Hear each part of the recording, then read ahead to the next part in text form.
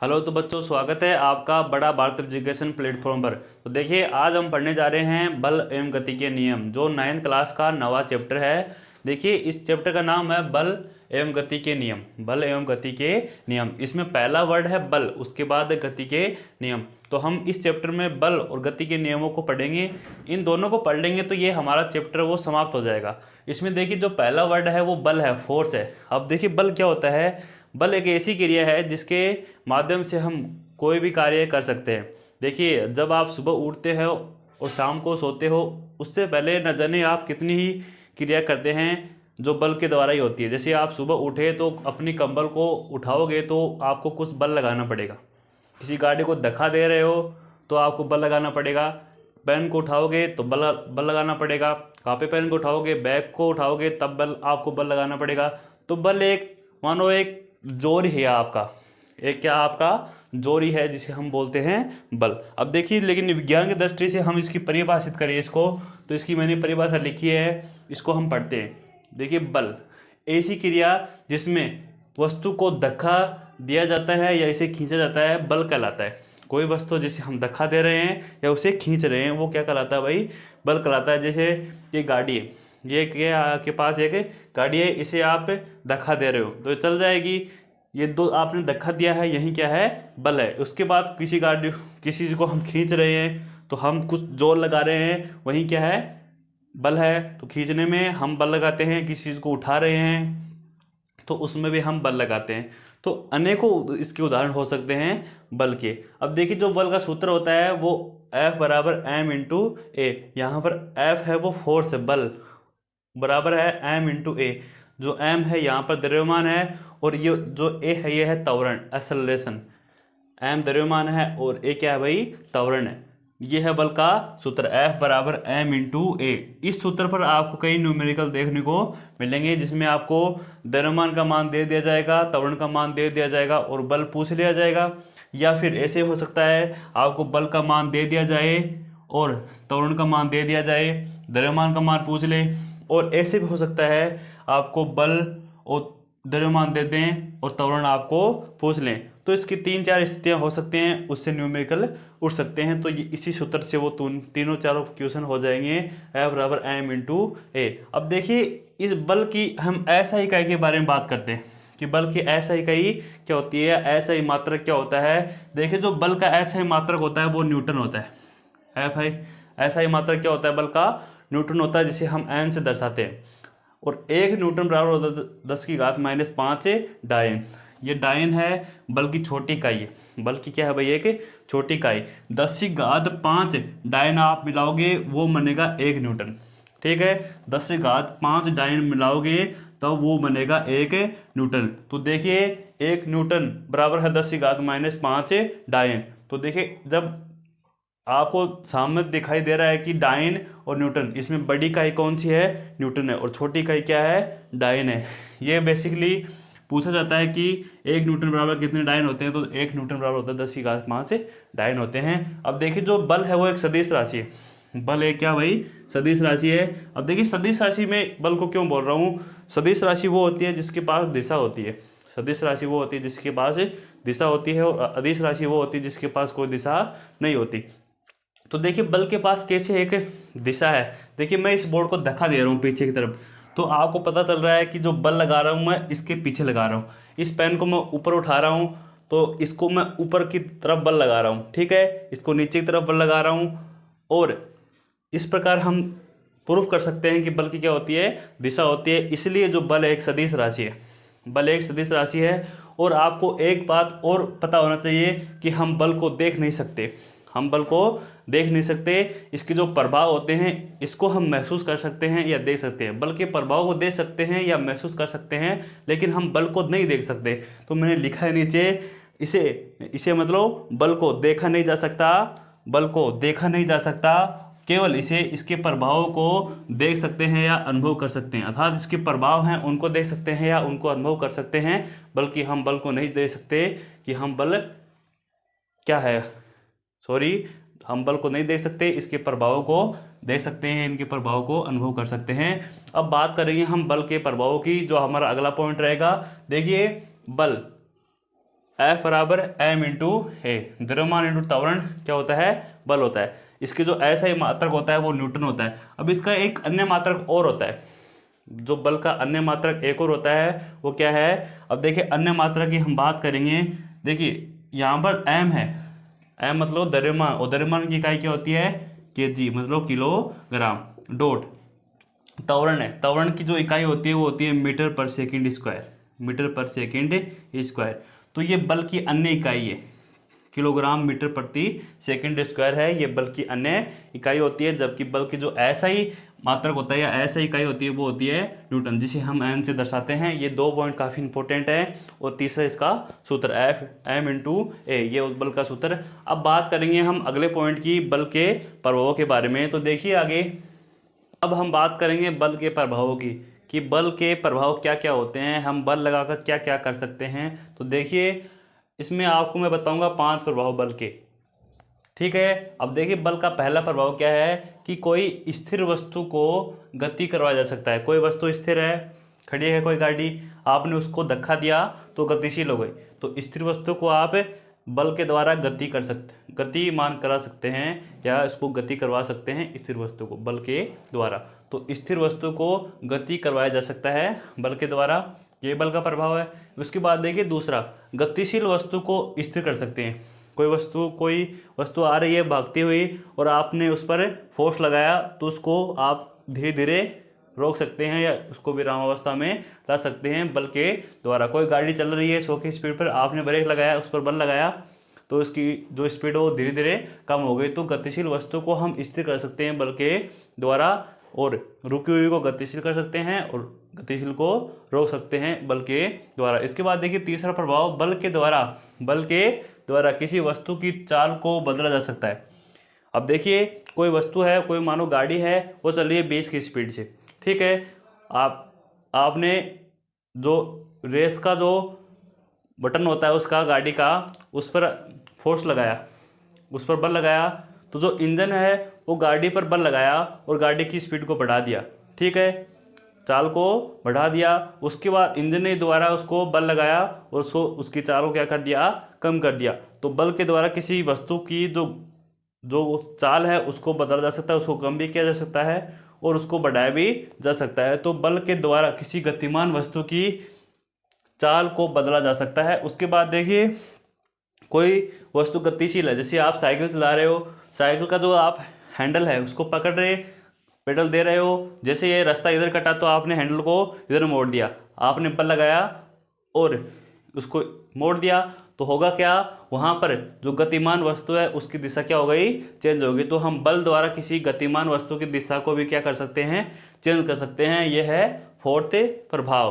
तो बल द्वारा किसी गतिमान वस्तु की दिशा को बदला जा सकता है, बल द्वारा किसी गतिमान वस्तु की दिशा को भी हम बदल सकते हैं आराम से। उसके बाद देखिए जो पांचों है प्रभाव वो बड़ा इंपॉर्टेंट है, जो पांचों प्रभाव है वो थोड़ा इंपॉर्टेंट है। अब देखिए बल द्वारा किसी वस्तु की आकृति, बल द्वारा किसी वस्तु की आकृति व आकार को बदला जा सकता है, ठीक है।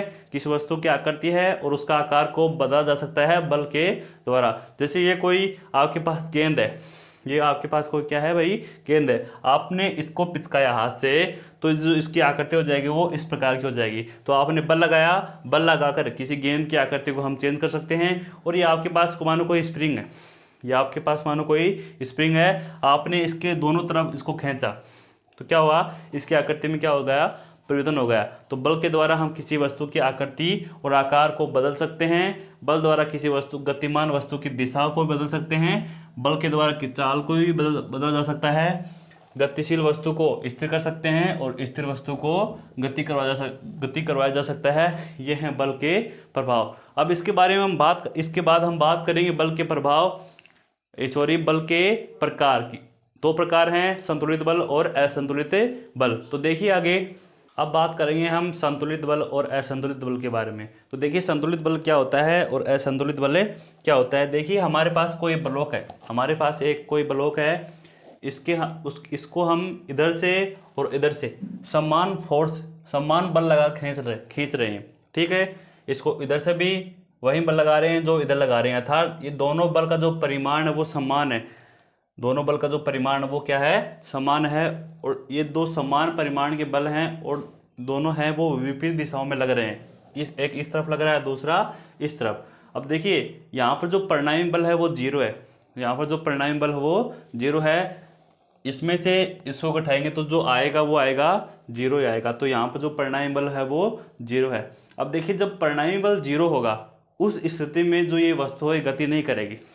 जब कोई वस्तु पर परिणामी बल है वो 0 लगे तब वो वस्तु स्थिर रहेगी, गति नहीं करेगी। तो देखिए जब समान परिमाण के बल विपरीत दिशा में लगे तब वस्तु स्थिर रहती है। तो देखिए यह है संतुलित बल। संतुलित बल क्या है, जब समान परिमाण के बल हैं वो दोनों विपरीत दिशा में लगें तो यहाँ पर परिणामी बल आएगा वो 0 आएगा और इस स्थिति में जो वस्तु है वो गति नहीं करेगी। अर्थात संतुलित बल जब किसी वस्तु पर लगेगा तब उस स्थिति में वो वस्तु स्थिर की स्थिर रहेगी, गति नहीं करेगी। और असंतुलित बल देखिए क्या होते हैं, फिर से हम एक ब्लॉक लेते हैं, उसको एक फोर्स F लगाकर इस तरफ खींच रहे हैं, थोड़ा फोर्स लगाकर उस तरफ खींच रहे हैं। अब देखिए ये दोनों बल हैं, इनका परिमाण समान नहीं है। जो यहाँ इस तरफ बल लगा रहे हैं वो ज़्यादा है, और उस तरफ जो बल लगा रहे हैं वो थोड़ा कम है। तो दोनों बलों का जो परिमाण है वो समान नहीं है, इसका ज़्यादा है और उसका कम है। तो यहाँ पर जब हम परिणामी बल ज्ञात करेंगे, हम इसमें से इसको घटाएंगे तो हमारे पास कुछ ना कुछ वैल्यू आएगी, हमारे पास वैल्यू आएगी। अर्थात जो परिणामी बल है उसका मान 0 नहीं होगा, अर्थात उसका परिणामी बल वो 0 नहीं होगा। अब देखिए जब किसी वस्तु पर परिणामी बल 0 नहीं हो, अर्थात उस पर असंतुलित बल लगे, अर्थात दोनों बल परिमाण में समान नहीं हो, एक ज़्यादा हो और दूसरा कम हो, तो ये हो गए असंतुलित बल। अर्थात असंतुलित है, एक ज़्यादा है तो दूसरा कम है। तो परिणामी बल क्या है, यहाँ पर 0 नहीं है। अब देखिए जब परिणामी बल 0 नहीं होता तब उस स्थिति में वस्तु है वो गति करेगी और उस दिशा में करेगी जहाँ पर जिस दिशा में बल की मन ज़्यादा होता है उस दिशा में जो वस्तु है वो ज़्यादा गतिशील करेगी, अर्थात उसी दिशा में वो क्या करेगी, गति करेगी, जिस दिशा में बल का मान ज़्यादा हो। ठीक है। अब देखिए संतुलित बल और असंतुलित बल, इसमें थोड़ा सा अंतर है। संतुलित बल के केस में दोनों बल का परिमाण वो समान है, जबकि असंतुलित बल में अलग अलग है। ठीक है। इसमें जो परिणामी बल वो 0 है और इसमें परिणामी बल वो 0 नहीं है। परिणामी बल जब 0 रहे तब वस्तु स्थिर रहेगी और जब परिणामी बल 0 नहीं रहे तब वस्तु है वो गति करेगी, और गति वो उस दिशा में करेगी जिस दिशा में बल का मान क्या हो, ज़्यादा हो। तो ये है संतुलित बल और असंतुलित बल। इसके बाद देखिए हम बात करेंगे घर्षण बल की।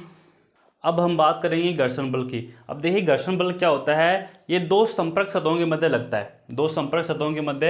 लगता है। देखिए मान लो ये जमीन है और इसके ऊपर कोई ब्लॉक रखा है। ठीक है, इसके ऊपर क्या रखा है, ब्लॉक रखा है, और आप इस ब्लॉक पर बाह्य बल लगा रहे हो, F एक्सटर्नल, इस दिशा में बाह्य बल लगा रहे हो। अब देखिए गति इस दिशा में करना प्रारंभ कर देगी। अगर बल इस दिशा से लगा रहे हो तो गति ऑब्वियसली इस दिशा में करेगी। अब देखिए जो घर्षण बल है वो गति के विपरीत दिशा में लगता है, जहाँ पर ये दोनों सतह संपर्क में हो। ठीक है, जहाँ पर ये दोनों सतह संपर्क में होंगी वहाँ पर घर्षण बल लगेगा और गति के विपरीत दिशा में लगेगा। ठीक है, तो देखिए घर्षण की परिभाषा, घर्षण बल की, यह वस्तुओं का वह गुण है जिसके कारण दो संपर्क सतह एक दूसरे की सापेक्षिक गति या फिसलन का विरोध करती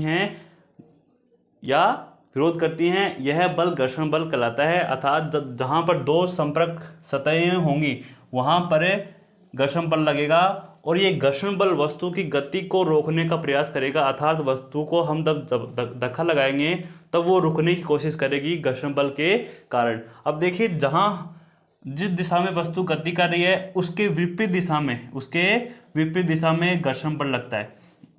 ठीक है, आपको पूछे कि घर्षण बल किस दिशा में लगता है तो आप बताओगे जिस दिशा में वस्तु गति कर रही है उसके विपरीत दिशा में घर्षण बल लगता है, जहां पर ये दोनों संपर्क सतहें आपस में स्पर्श करती हों, और ये घर्षण बल है ये इस वस्तु की गति का क्या करता है भाई, विरोध करता है। तो ये है घर्षण बल, जहां पर दो संपर्क सतहें रहेंगी रहेंगी उनके मध्य ये लगता है। अब देखिए हम इसके बाद पढ़ेंगे घर्षण बल के प्रकार के बारे में।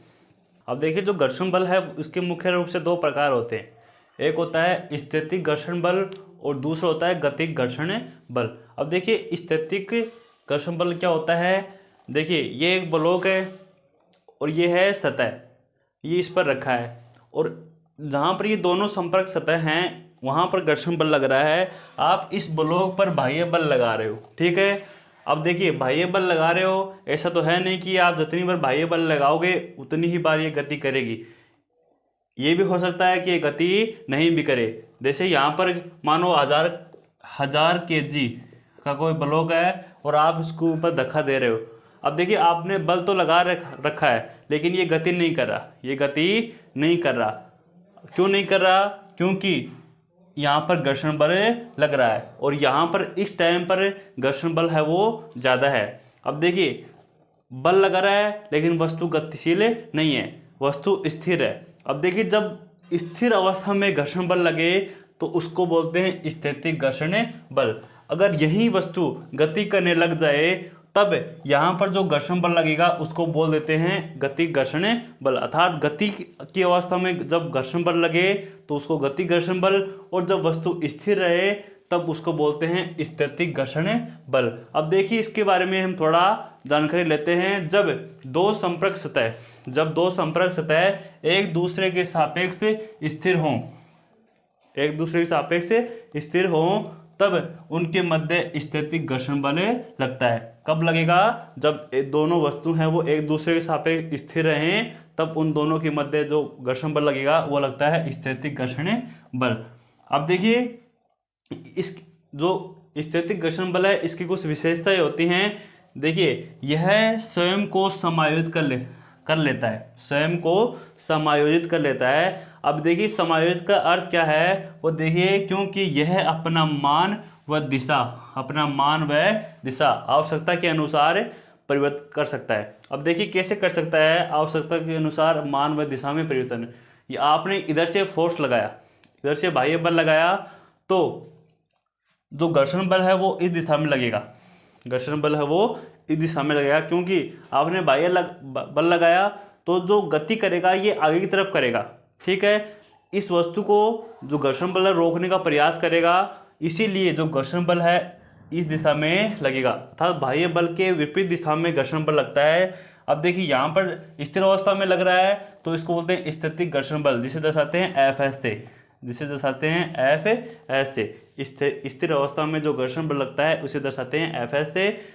अब देखिए यहाँ पर आपने इस दिशा से बल लगा रहा है तब जो घर्षण बल की दिशा है वो ये है, और आपने बल को इधर से लगाया, आप इस बार आप इधर से लगा रहे हो बाह्य बल F है एक्सटर्नल।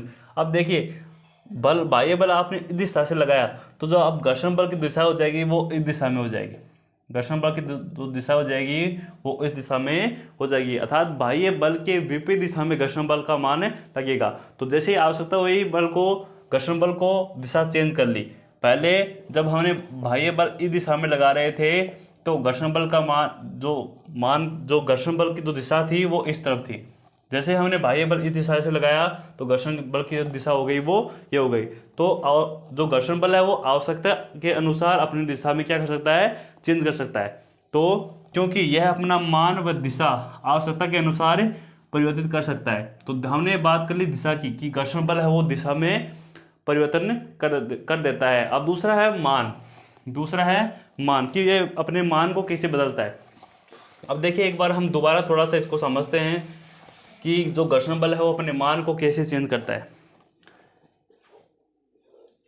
अपने मान को कैसे चेंज करता है। यहाँ पर कोई ब्लॉक रखा है, ये है नीचे, ये सरफेस है, ठीक है। और देखो इसके मान को समझने से पहले हमें एक छोटा सा पॉइंट और समझना होगा, सीमांत स्थैतिक घर्षण बल, सीमांत स्थैतिक घर्षण बल। इसको समझेंगे फिर जो घर्षण बल का मान है वो कैसे आवश्यकता अनुसार परिवर्तित होगा उसको हम आसानी से समझ सकते हैं। तो देखिए सीमांत स्थैतिक घर्षण बल, देखिए यहाँ पर कोई वस्तु रखी है, ब्लॉक रखा है, ठीक है, और यहाँ पर जो बल लग रहा है वो लग रहा है घर्षण बल, वो कौन लग रहा है भाई, घर्षण बल लग रहा है।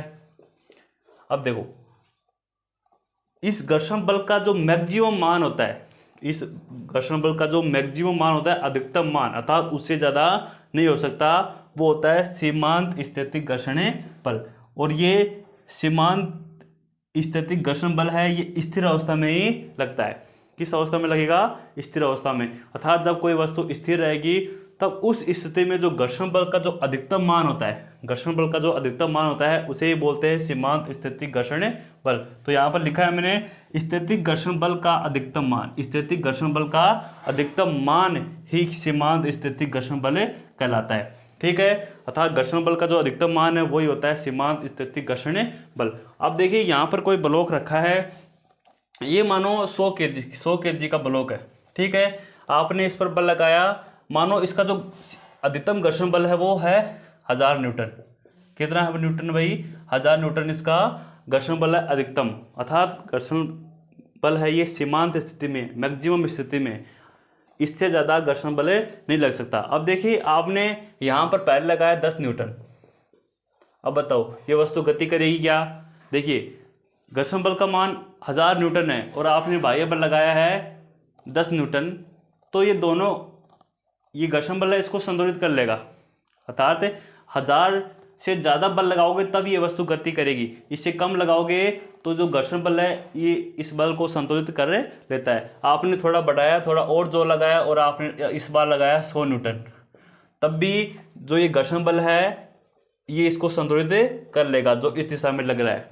ठीक है, क्योंकि बल आप इस दिशा में लगा रहे हो तो घर्षण बल है वो इस दिशा में लग रहा है, और इसका जो अधिकतम मान होता है वो 1000 न्यूटन हमने इस स्थिति में माना है। और इसके बाद आप लगाए यहाँ पर 1000 न्यूटन। अब देखिए बाह्य बल और घर्षण बल दोनों के परिमाण बराबर हो गए। इस स्थिति में ये वस्तु जो ब्लॉक है ये स्थिर रहेगा, लेकिन आपने 1100 लगा दिया, 1100 न्यूटन लगा दिया। अब ये वस्तु है ये स्थिर नहीं रहेगी, ये गति करना प्रारंभ कर देगी।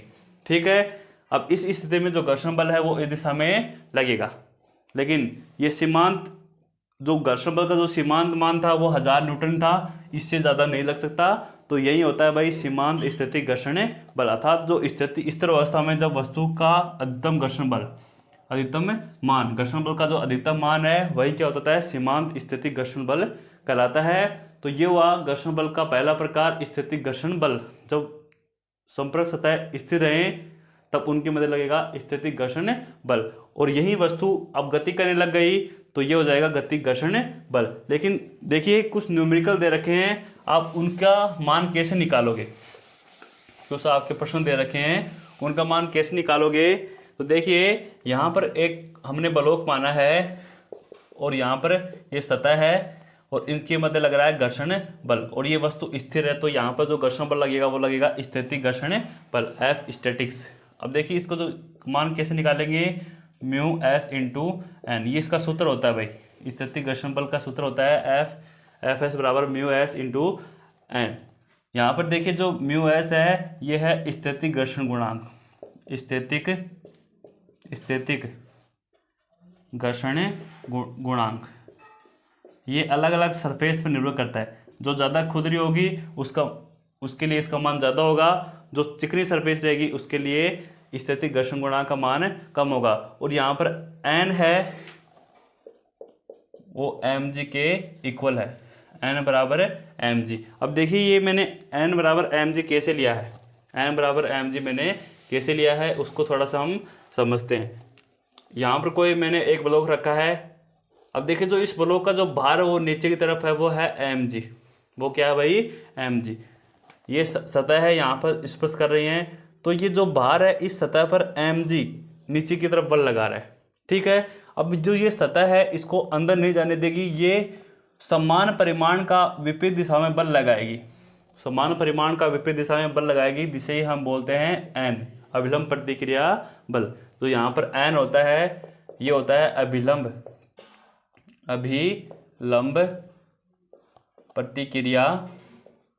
प्रतिक्रिया बल, अभिलंब प्रतिक्रिया बल होता है n, और इसका मान होता है mg के बराबर। ठीक है, इसका मान किसके बराबर होता है भाई, mg के बराबर होता है। और स्थैतिक घर्षण बल का जो सूत्र है वो है Fs बराबर म्यू एस इंटू एन, जहाँ पर म्यू एस है वो स्थैतिक घर्षण गुणांक है और एन है अभिलंब प्रतिक्रिया बल, जिसका मान होता है एन बराबर एम इंटू जी। यहाँ पर एम जी लिख सकते हो और इसको आगे भी उत्पन्न कर सकते हैं। तो देखिए थोड़ा सा आगे और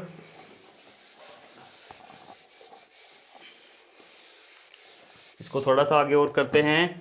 इसी को एफ एस बराबर म्यू एस इंटू एम बराबर होता है एम इंटू जी। तो यहाँ पर लिख देंगे एम इंटू जी। तो इस प्रकार हम इस फॉर्मूले से स्थैतिक घर्षण बल का मान ज्ञात कर सकते हैं। इसके बाद हम बात करेंगे गतिक घर्षण बल की। अब देखिए गतिक घर्षण बल क्या होता है। जब दो संपर्क सतहों के मध्य सापेक्षिक गति हो, जब दो संपर्क सतहों के मध्य सापेक्षिक गति हो तो उनके मध्य लगता है गतिक घर्षण बल। देखिए यहाँ पर मैं एक ब्लॉक उतार रहा हूँ और ये नीचे है सरफेस, ठीक है। आपने इस पर लगाया बाह्य बल F एक्सटर्नल बल लगाया और ये V चाल से गति करने लग गया।